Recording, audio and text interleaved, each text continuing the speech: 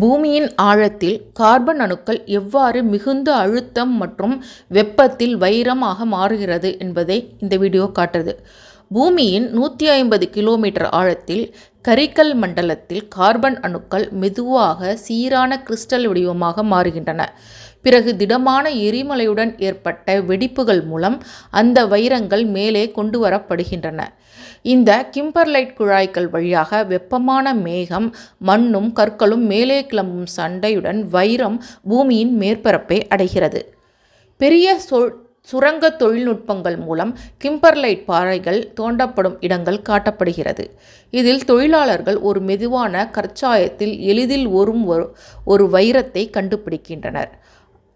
ஒரு அமைதியான ஆற்றங்கரையில் பழங்கால பானை பாணியில் மணல் சுரண்டும் தொழிலாளர்கள் சிறிய வைரத்தை வெறும் கண்ணாலும் இங்கு கண்டுபிடிக்கின்றனர். அதன்பின் ஆய்வகத்தில் வைரங்களை பெரிதும் வளர்ந்த உபகரணங்களால் சோதித்து அதன் நிறம், வடிவம் மற்றும் சுத்தத்தை கண்காணிக்கின்றனர். கடைசி நிலையில் ஒரு வேலை முறையில் இயந்திரங்களும் கைவினையும் இணைந்து ஒரு வெறும் வைரத்தை வெட்டி தரை தூய்மை செய்து ஒரு பிரகாசமுள்ள வணிக தயாரிப்பாக மாற்றுகின்றனர்.